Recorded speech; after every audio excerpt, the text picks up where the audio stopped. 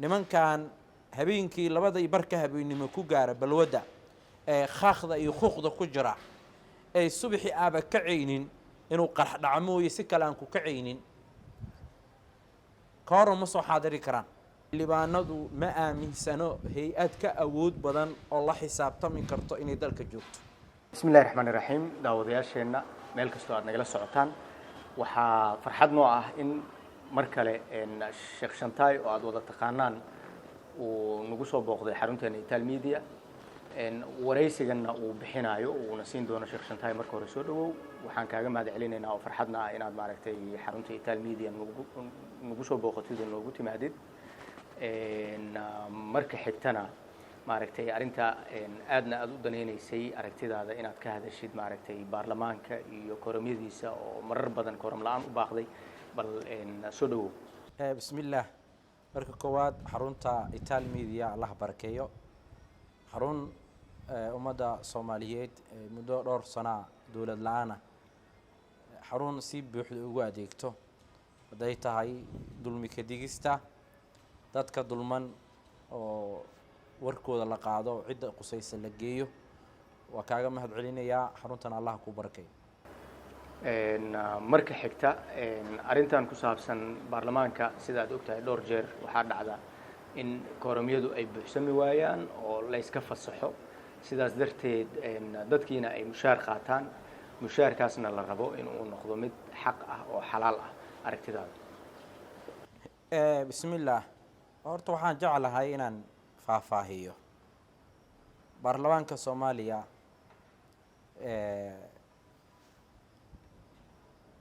barnaamij hore u cusub maahan oo weligii buu barnaamijku saddex u qaybsamaa qolo qalbiga ku hayso geerida iyo xaqa rasmiga oo ah bal xaalka wadanka uu ku sugan yahay ayagoo qiimeynayo oo ah dad target ah kuna fikirayo qabaa'ilkii ay matalayeen inay qodob labaad iyo saddexaad wax la taaban karo inay ka tagaan shaqadooda inay gutaan diyaar u ah kuwaasoo ka maran waxyaabaha ruuxa bani aadamka mustaqbalkiisa baabi'iya sida balwada nooc walba ay tahay haday tahay qaadkii sigaarkii iyo biyihii kululaay laba qaybood baarlamaanka Soomaaliya inay shaqadooda gutaan diyaar u maaha qaybta koowaad maalinka ay dhikaarka hantaan oo guddoonka baarlamaanka la doorto oo madaxweynaha la doorto ayba shaqada ka tagaan dibadda ay fadhiistaan qunday qaataan waa wax sax oo lahaayo fadhiyada baarlamaanka ma soo xaadiraan waa qaybta koowaad oo aad ugu liidato oo xaraamta iska daldalata qayb labaad oo balwad leh maxay yeelay balwadu qofka mustaqbalkiisa dishaa maxay yeelay waqtiga laga rabay inaad baxnaaniso qaybna aad wax ku akhrisato qaybna aad ummadaada ugu adeegto qaybna aad ku nasato qaybna aad aakhiradaada wax kaga qabsato qaybna aad Ilaahay ku hor istaagto intaba waxa qaadanaya balwada marka dadka balwada leh haday siyaasadda ku jiraan waa gaangis haday bulshada ku jiraan dad shacab yihiin waa kuwa maanta aan ka qaylinayno marka baarlamaanka Soomaaliya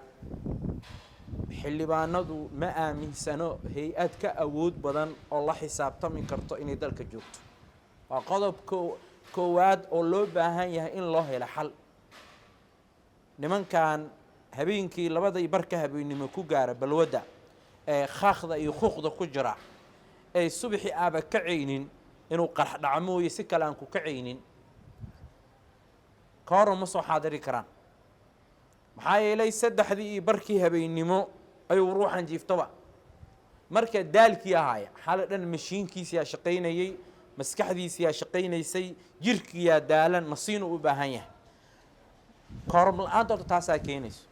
laba gabdhood oo baarlamaanka Soomaaliya ka tirsan baa labadii isbuuc hadda la soo dhaafay ka hadlashay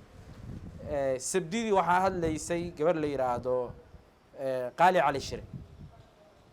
baarlamaanku xildhibaanadu inta ugu badan inay soo xaadireen fasaxii dhamaaday muqdisho ay ku sugan yihiin cadaysay isbuucii ka horeeyana waxa hadashay haweeney lagu magacaabo Caasha Koos waxay tiri Ilaahay ka baqa waajibkani saaran guta baarlamaanku way joogaan midda labaad marka baarlamaanku ma aaminsana in lala xisaabtami karo xildhibaanku. qodobka saddexaad ee keeni kara xal la'aantana waxa weeyaan guddoomiyihii baarlamaanka dhibaatada haysataa waxay tahay cadaalad darada baarlamaanka Soomaaliya taala raba inaan kaaga sheekeeyo. kasoo qabo Qaali Cali Shire iyo Caashi Koosaan soo qaadanayna inta hadda inoo muuqato waa xildhibaanada uu mar walba xaadirka oo xilligii loo yeeray yimaado shaqada xaadirka soo xaadira iyo wixii iyaga la mid ah. gabadhaas iyo gabar aan soo xaadirin kala fadhiyada baarlamaanka guddoonka baarlamaanka u simeeyeen wax suurtagalana ma naqanayso. xataa aqliga bani aadamku uu diida damiirka bani aadamka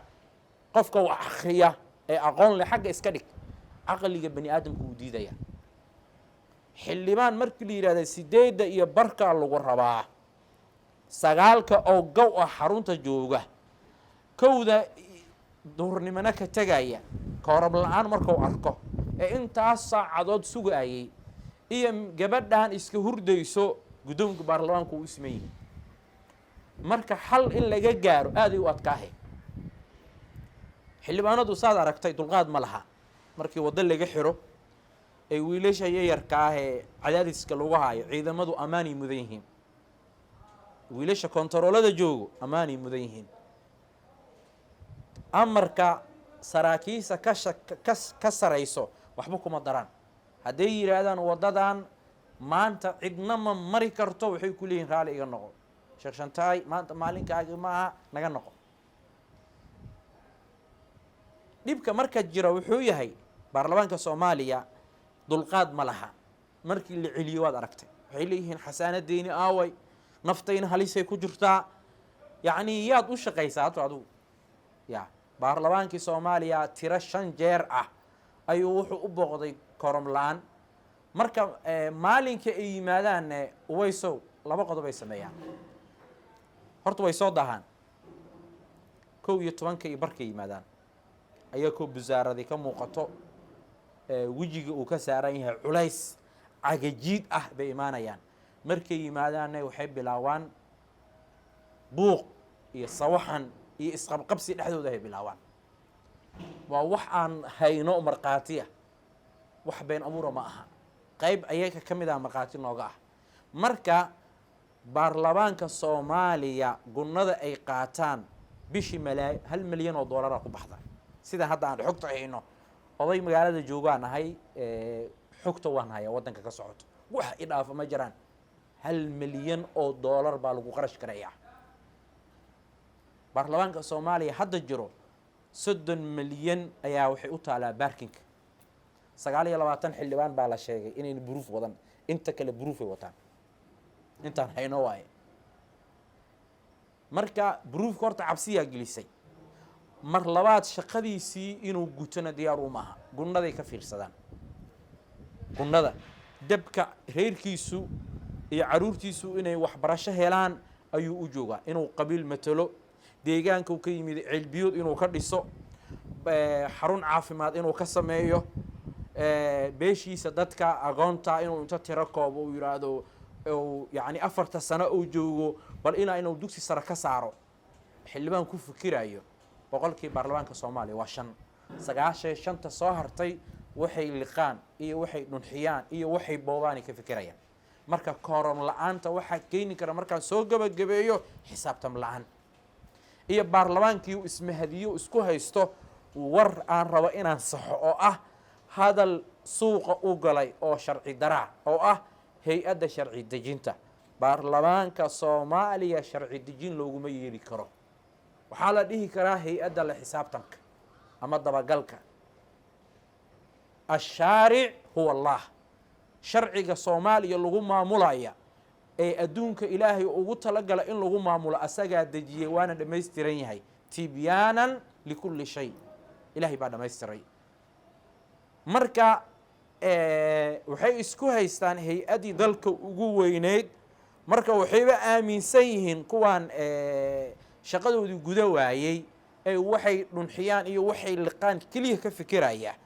iyo waxay boobaan ka fikiraya